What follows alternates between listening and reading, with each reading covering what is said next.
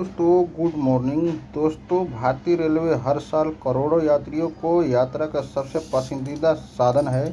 जैसे जैसे यात्रियों की संख्या बढ़ती जा रही है, रेलवे को अपनी सेवाओं और नियमों में बदलाव करने की ज़रूरत महसूस होती है ताकि यात्री को और अधिक सुरक्षा और सुविधाजनक बनाया जा सके।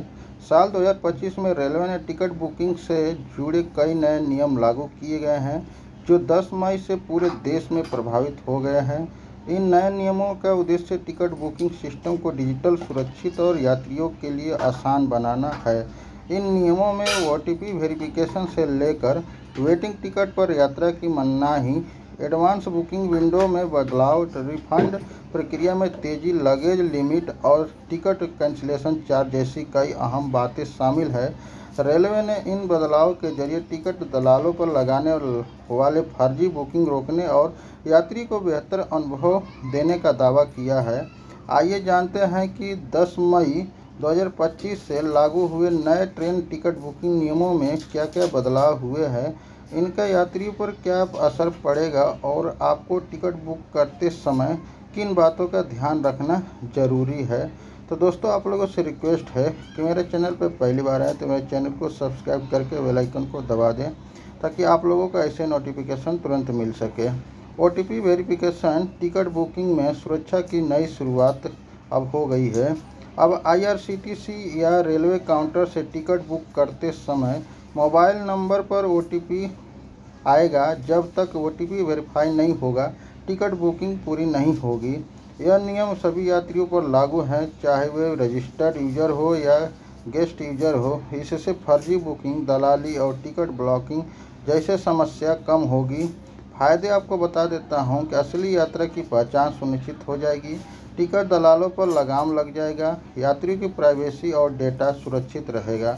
एडवांस बुकिंग विंडो पर अब सिर्फ 90 दिन पहले टिकट बुकिंग की जा सकती है। पहले यात्री 120 दिन पहले टिकट बुक कर सकते थे, लेकिन अब यह विंडो घटाकर 60 दिन कर दिया गया है। इसका उद्देश्य ट्रेन शेड्यूल मैनेजमेंट को बेहतर बनाना और टिकटों की ब्लैक मार्केटिंग पर रोक लगाना है। स्पेशल और फेस्टिवल ट्रेनों पर भी यह नियम लागू होगा।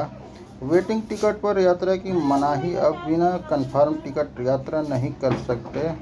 अब वेटिंग टिकट वाले यात्री स्लीपर या एसी कोच में यात्रा नहीं कर सकते। यह नियम यात्रियों की सुविधा और सुरक्षा के लिए लागू किया गया है। इससे बिना कंफर्म टिकट यात्रा करने वाले की भीड़ कम होगी और सीट कंफर्मेशन में पारदर्शिता आएगी। यात्रियों के लिए जल्दी बातें आपको बता देता हूं कि वेटिंग टिकट पर यात्रा करने पर जुर्माना लग सकता है। सिर्फ कंफर्म टिकट पर यात्रा करना बहुत सही रहता है। रिफंड प्रक्रिया अब सिर्फ 48 घंटे में मिलेगा। अब पैसा, रेलवे ने रिफंड प्रक्रिया को तेज़ और आसान बना दिया है। अब टिकट कैंसिल करने पर 48 घंटे के भीतर रिफंड मिलेगा, चाहे टिकट ऑनलाइन हो बुकिंग या ऑफलाइन या काउंटर अपने। इसमें 5 से 7 दिन लगते थे। टिकट कैंसिलेशन चार्ज क्लास और समय के हिसाब से मिलेगा। आपको बता देता हूं कि अब टिकट कैंसिल करने पर क्लास के हिसाब से रिफंड चार्ज लगेगा। अगर ट्रेन छूटने से 48 घंटे पहले टिकट कैंसिल करते हैं तो रिफंड का चार्ज 48 से 12 घंटे के बीच कैंसिल करने पर 25% किराया कटेगा, लेकिन मिनिमम चार्ज तय रहेगा। Charge details